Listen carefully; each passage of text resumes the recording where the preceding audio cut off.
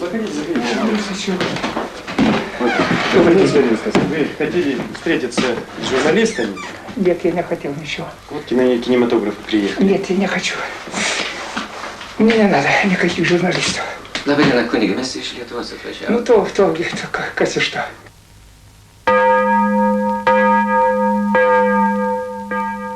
Lietuvos TSR Respublikiniam vyriausiam prokurorui.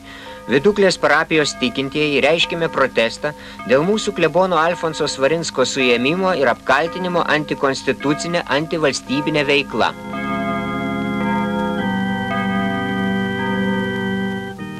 Geriau jau būtume susitikę čia, nes kunigas ir kalėjimas žodžiai, kurie nedažnai būna greta.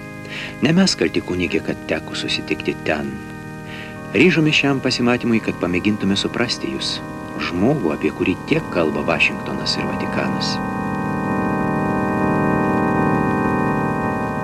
Чуть-чуть неgalima jas praskys, kad truputį galva didelė, svetima, kad sugadinti paskui. Vėl uždarysiu lagerį 10 metų, kad sugadina ausinę. Kaip geriau? Geriau? Dabar gerai. Nu, dabar pažiūrėsim, kad. Bažnyčia tai tiesiog iš griuvėsių prikėlė, pusiau supuvus. Čia Vidukliškis Paulauskas. Išdažė, išdirba ir pats dirba žmogus. Žmonėms nuoširdos buvo. Vienu žodžiu sunku reikia valandų laiką, kad jo vien tik tai gerus darbus apipasako. Viduklės apylinkės. Čia Antanaitis.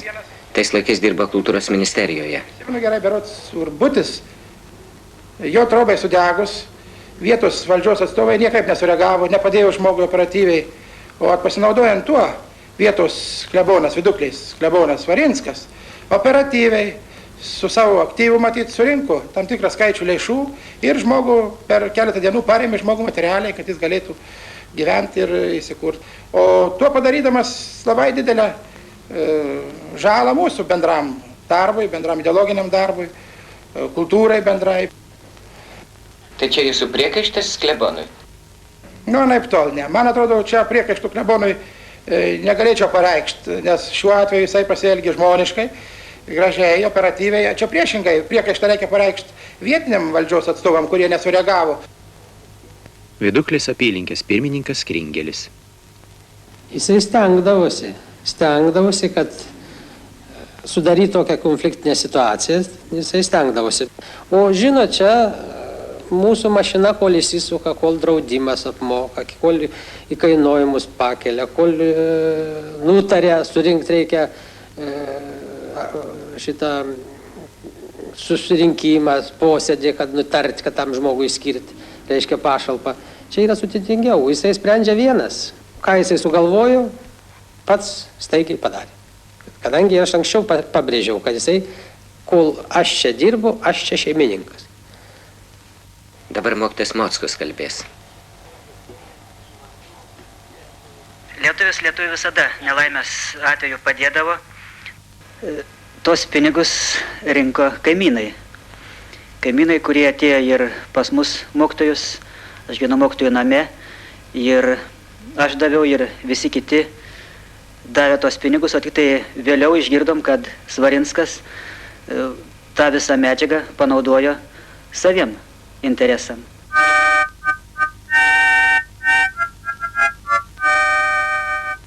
Kasmet vėlinių dieną Svarinskas čia vesdavo tikinčiųjų procesiją į kapines. Tokias eisenas įstatymas draudžia ir vietos valdžia kunigui už jas vis skirdavo baudas. Baudos nepadėjo. Vietos valdžiai teko ieškoti kitokių priemonių. Tai žiūrėk, eisenos metu koks sunkvežimis vidury gatvės ima ir sugenda, tai dar kas nutinka, švelniai tariant, savotiškai kovota. Aš suprantu, kad nelengva jums buvo su tokiu klebonu. Autoritetą tarp tikinčių jis visgi didelį turėjo, bet jūs turbūt irgi nesėdėjot ranką sudėję, kažką bandydavot prieš pastatyti jo veiklai.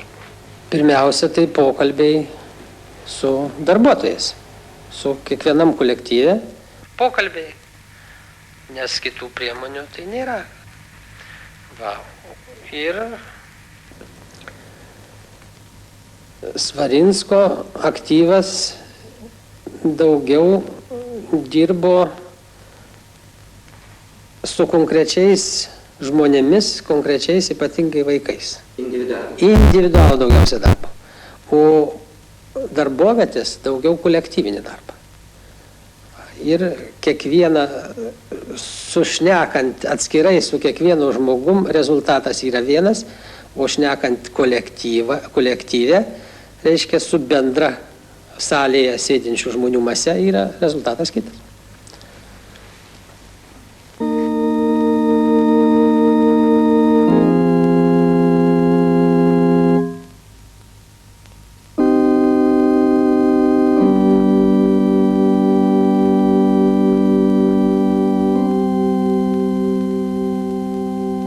Visi žino, už ką aš sėdžiu lagerį, sėdžiu. Dirbu vyrėjų, tarp kitką vakarinę ruošiu. Dėl to, kad čia suinteresuoti, kad aš būčiau užimts ir dirbčiau atskirai, mažiau kontaktą turėčiau su liaudim, su kaliniais kitais, nu, va taip ir. Bet kai ilsitės, tai jūs turite? Kol pareina, bet vis tiek mažiau jau kontaktą. Tai, kad tas čia viskas apskaičiuota. Dirbu vyrėjų. Bet tai turbūt ne per sunkiausia? Ne per sunkia, bet žinot, jokio kūrybinio darbo nėra. Druska, vanduo į kruopas. Kokią tvarką supilsi, ne taip jau svarbu.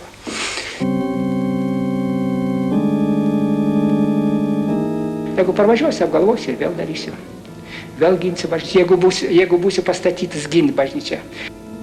Matot, jeigu kunigas save nesusikompromituoja pats, bedieviai Lietuvoje kunigas sukompromituoti nepajėgus. Tai, kad bedieviams turbūt nelabai ir reikia kunigus kompromituoti.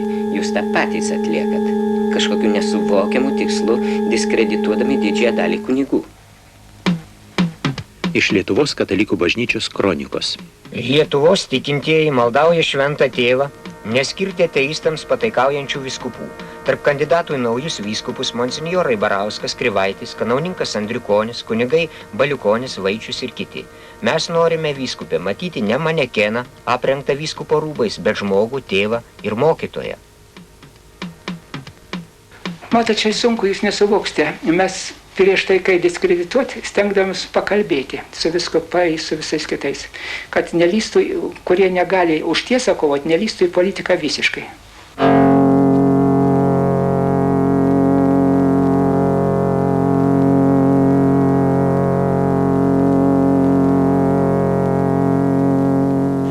Pradžioje, kada atvažiavau, šičia buvo tokie sunkiau sukalbami asmenys administracijoje, bet po metų pasikeitė ir visai kita nuotaika gavosi. Vadinasi, santykiai? Ramus, taikus, taigi. Ir kas daroma, daroma sutartinai, nieko ypatingo čia nereikia nei dabotis, nei... Tai blogai. Aš esu vieno kunigo pamokslį girdėjęs, kad jeigu bedieviai bažnyčią palieka ramybei, tai blogai. Tai kunigai jiems reiškia jau nebepavojingi.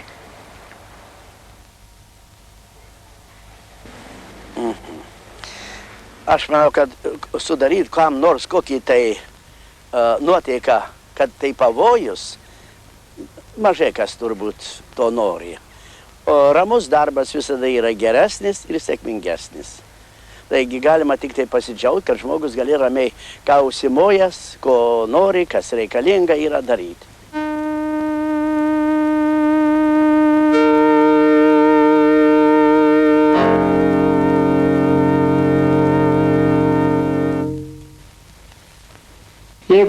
Jeigu ateistai neišvėja, kunigas 25 metus dirba vienoj parapijai ir didžiuojasi, kad jis 25 metus, tai reiškia blogas jis kunigas buvo. Jeigu jis būtų geras kunigas, jis būtų senai išvyję. Reiškia, jis netlieka savo pareigų, ateistam jis labai parankus. Užima vietą, nieko nepadaro. Tai aš psichologinį savus tik tai pataisiau, kad nėra ko čia didžiuotis. Būni, sėdėk. Svarinskas taip pat savo pamoksluose skaldydavo pačius kunigus, įrodinėdamas, kad ne visi kunigai yra geri. Ir tuo pačiu matyt, mintį norėdavo prakišti, kad ne visais kunigais reikėtų ir tikėti. O štai rezultatas, kada Svarinskas buvo suimtas, į Viduklę kurie paskyrė naują kunigą, Vidukliškės Davatkos, jo neįsileido visiškai į bažnyčią. taktinę klaidą padarė. Aš būčiau atvažiavęs po šitą, būtų įsileidę ir visą kitą buvo. Taktinę klaidą padarė. Ir už tai ne. O jeigu nepaslaptis, kur? Jeigu atvažiavo, tai jis turėjo pirmiausia pareikšti užuojautą jiems, kad jūs netekot kleboną. Ir pasakyti kokį gerą žodį. Jis turėjo sakyti, dėl to, kad mes vienam kursė buvom, žinot. Kai jis bloga atvežė, jis nieko nei raštų atvežė, nei knygų kokių, nei nieko, jis tiesia ją į bažnyčią, kaip jie siunti rają, paimti pareigas. O kai jį užratina vartus, geležinius jo neįleido. Jo neįleido toliau, kai tik tai kai priemenis tas vadinams yra. Jie te pradėjo jį stumdyti, koliuoti, visaip spardyti, bolševikų išvadina, iškoliuoja visaip. Ir vyskupo neįsileido? Neįsileido. Neįsileido nei vieną. Jis ne vyskupas, buvo tik tai vyskupo kunigas, kancleris. Viename pamoksle jūs esate įsireiškęs, kad tikras kunigas gali mirti tik Mordovijoje ant antrųjų narų. Įsivaizduokim, kunigė, kad viskas klostosi pagal jūsų planą. Vieni kunigai jau ant narų, o likusių tikintieji neįsileidžia į bažnyčią. Jūs juos sukompromitavot. Bet ar tai nesąmoningas bažnyčios žudymas jūsų pačių rankomis? Nežus. Tuo keliu bažnyčia niekada nežuvo. Caras 123 metus persekė, bažnyčia jį nežuvo. Caro laikais irgi persekioja. Labai persekioja. Ir dabar persekioja. Blogai, kad persekioja? Blogai, kad neturi persekioti, bet pats persekėjimas yra geresnis dalykas negu mėgojimas kunigų. Vadinas, kunigė, sąmoningai einame į konfliktą su įstatymu, kad sureaguotų įstatymo saugotojai. Sureagavo, valio, pamoksluose, kronikoje, skelbiam pasaulinį skandalą. Gelbėkit, bolševikai Lietuvos bažnyčią persekioja, taip? Taip turi persekioti. Tada bus ženklas, kad atlieki savo pareigą.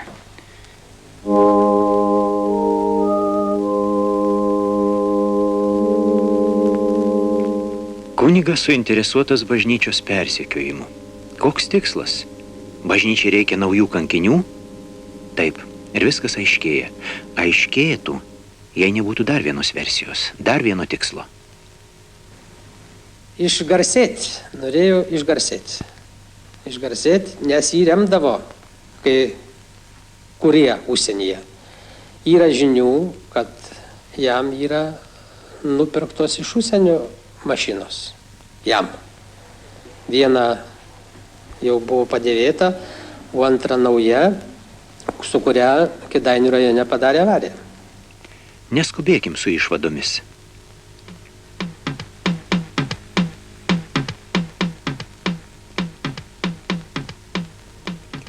Padaugink. Pakluskim šį kartą kronikos balsui, tik todėl, kad į mūsų rankas pakliuvęs egzempliorius filmavimui jau nebetiko. Pavasarį iš gretimo speco atvežė 2 ukrainiečius, o gerokai vėliau kalmuką. Visi jie neslėpė pasididžiavimo, kad jų draugų buvęs didžiulės fizinės jėgos ir visų už įsitikinimus sugebas kovoti Henrikas Jaškūnas. Jaškūnui irgi nekartą baustam už antitarybinę veiklą. Bausmės atlikimo vietoje yra tekę bendrauti su Svarinsku. Ką jis šiuo klausimu mano? A tas tikslas, pagrindinis tikslas daugumoje disidentų, kokiom bebūtų sąlygom, kokiom bebūtų aplinkybėm į priemonėm, patekti reiškia į kovotojų už laisvę, kovotojų už nacionalinės, kaip sakė, nepriklausomybę, už žmogaus teisės vakaruose. Kad vakarai kuo daugiau apie juos kalbėtų. Aišku, neišimtis, buvo tikriausiai ir pats mūsų Svarinskas. Jis mėgdavo labai pakalbėti apie vakarus, mėgdavo pasiklausyti, kada žmonės sako, kad ten kas tai, jie pakalbėjo vakaruose, ir žmogus susijaudydavo, ko ne iki ašarų. Nepulkime tikėti, dar pasitikrinkim. 1972 metais po ilgų mėginimų Čikagoje sudarytas organizacinis brandolys lietuvių katalikų religinės šalpos rėmėjai. Tikslas – rinkti ir leisti dokumentaciją daromų skriaudų lietuviams kovoje už tikėjimą. Čikagoje nusprendė, o Lietuvoje atsirado vykdytojų. 1972-73 metais prasiskverbė laisvąjį pasaulį pogrindžio leidinys Lietuvių katalikų bažnyčios kronika. Tarybiniai pasieniečiai sulaiko Voldemarą Cukurą, amerikietį turistą. Konfiskuojama kronika, kurią jis gavo iš viduklės klebono Svarinsko viešėdamas Lietuvoje. Svarinskas tardymo organus mėgina įtikinti, kad Cukuro net nepažįsta. Iš buvusios maskvietės Liudmilos Aleksejevos interviu. 74 metais pradėjau dirbti Lietuvos rezistencijos judėjimui. Aš susižinojau su savo užsienio draugais Maskvoje ir per juos į vakarus siunčiau kronikas. Panašiais keliais kuklios vietinės gamybos kronikos pasiekia vakarus ir tampa solidžiais tomais.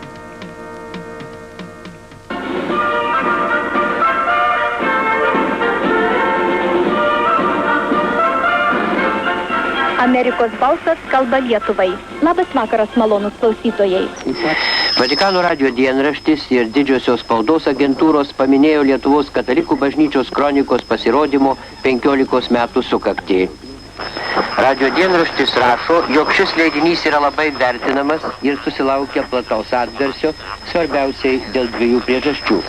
Dėl to, kad kronikoje skelbiami faktai apie tikinčiųjų padėtį Lietuvoje yra patikimi, ir antra, dėl to, kad kronikos skelbiama dokumentinė medžiaga slaptai pasiekusi vakarus, radijo pagalba yra perduodama į Sovietų sąjungą ir jos valdomus kraštus.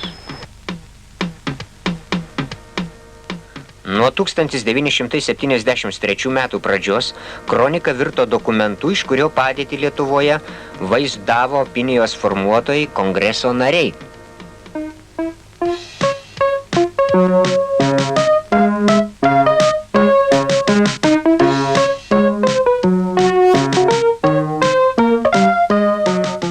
Anoniminė kronikos informacija ima kelti nepasitikėjimą. Leidėjui vakaruose kunigui Pugevičiui reikia dokumentų, liudijančių bažnyčios persekiojimą.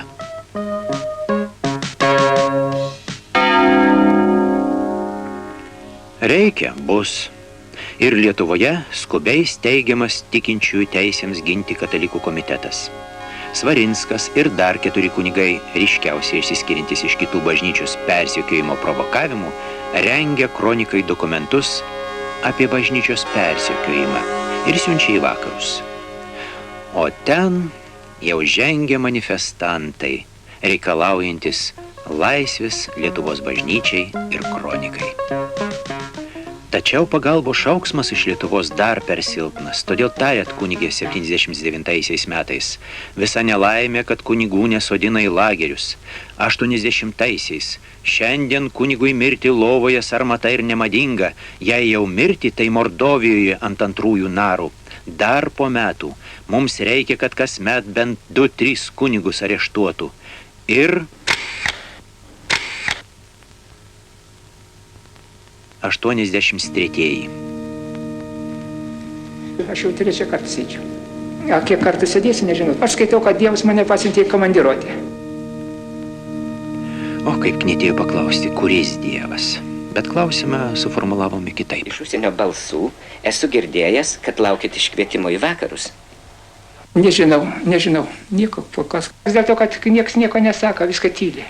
Nieksgi nesako, kad čia pasieks Vilnių, aš buvau kovo mėnesį išvažiavau iš Vilnius, o dabar jau lapkričio vidurys. Jau kiek, daugiau pusę metų, kad čia nepasieks. Pasiseks, kunigė, tiesa, čia jūs labiau jiems reikalingas, tačiau tikriausiai sulauksit iškvietimo. Nusipelnėt per šitiek metų. Ir liks gimtinė be jūsų. Prieš išvažiuodamas, jei spėsite, užsuksit, gal saują žemės pasiimsit, gal čia, gal nuo tėvų kapo. Tik nuo šito kapo neimkit.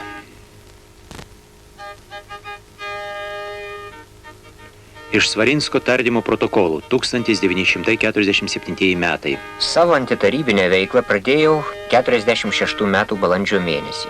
Šarūnas man davė Laisvūno slapyvardę ir lapelius platinimui. Vėliau iš Šarūno gavau 2000 rublių automato šoviniams ir brezentui pirkti.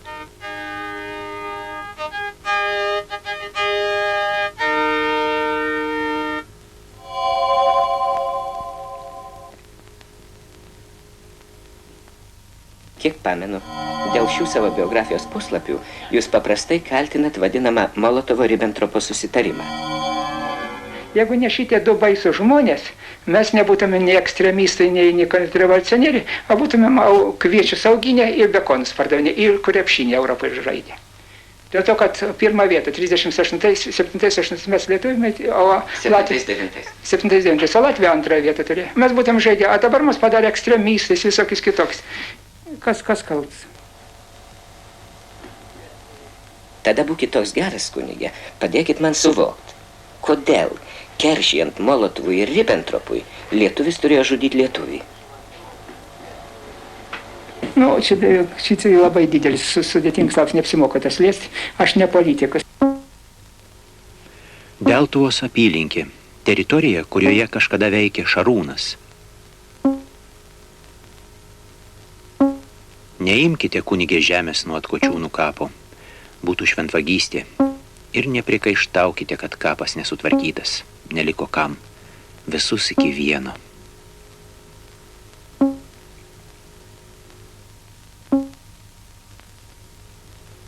Ir nuo šio neimkite. Šitas sutvarkytas, dukrelė liko, krosnėje pasislėpė. Atvažiuoja. Jelinskai. Šiandien jau sunku suskaičiuoti, kiek čia jų. 5 ar 6. Irgi nepaliko ne vieno. Kronikos laikotarpis organiškai išplaukė iš partizanų laikotarpio ir jį pratęsė. Ar ne per daug atvirai, kunigė, kovoti prieš tarybų valdžią vėl raginam? Čia vienas rajoninis laikraštis rašo, kad 47 metais... Aš paliksiu šitą gerai. Rašo, kad 47 metais tarybiniams tardymo organams jūs davėt parodymus, kurių dėka žuvo nemažas skaičius nacionalistinio pogrindžio dalyvių, arba kaip jūs vadinat, partizanų. Nebuvo. O 8 išvežti. Nu, kurgi radat? Jūsgi skaitėt visą. Ko čia į niekus? Tai rašyt gali, tai rašyti, o tai dar kartą jums įrodymus. Aš taip pat nenorėjau tikėti šituo. Ir tada aš radau pirmoje jūsų byloje, va čia yra šitie papieriukai. Čia būtent yra pastanavlėnija, pagal kad jiems, paieška paskelbta. O čia, pavyzdžiui, kur jūs apie Buožį viską pasakot, yra protokolas. Ką aš tie pasakau apie Buožį? Iš Svarinsko tardymo protokolų 1947 metai. 1946 metais kunigas Buožis paprašė, kad gaučiau 3 fiktyvius pasus besislapstantiems asmenims ir davė tam 4500 rublių. Pasus atvežiau į Vydiškius ir atidaviau Buožiui.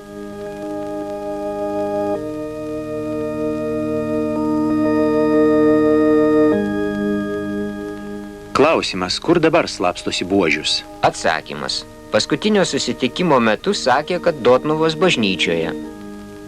Klausimas, pasakykite Buožiaus žymes. Maždaug 40 metų, brunetas, su akiniais, dėvi demisezoninį paltą.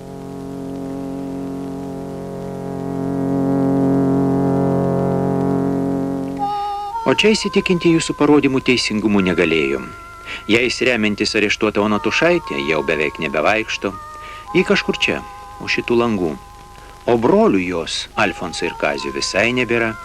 Irgi pagal jūsų parodymus. Ir Prano Žvirblio nėra, ir Buteikio, ir Juozo Survilos, jūsų vado Šarūno. Nebėra daugelio jumis tikėjusių.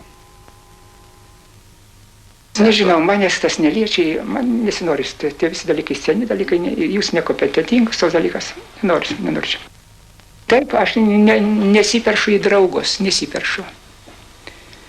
Kada visuomet stata antitarybinis, ne, aš netarybinis. Aš šonė. Emigracinis leidinys Aidai, 81 metai, 3 numeris. Informacijos apie rezistencinį sąjūdį Lietuvoje perdavimas atgal į Lietuvą radijo bangomis griauna komunizmą iš vidaus. Mes smogėme į silpniausią tarybinės imperijos vietą. O sakote, kunigė, kad šone stovit? Svarinskas nuteistas už sistemingą veiklą, nukreipta prieš socialistinę santvarką, už propagandą ir agitaciją siekiant silpninti tarybų valdžią. Jūs dabar valdžioj žiūrėkit tautos. Jūs vadinat liaudį, mes vadinam tautą. Kada mes būsim valdžioj, mes žiūrėsim.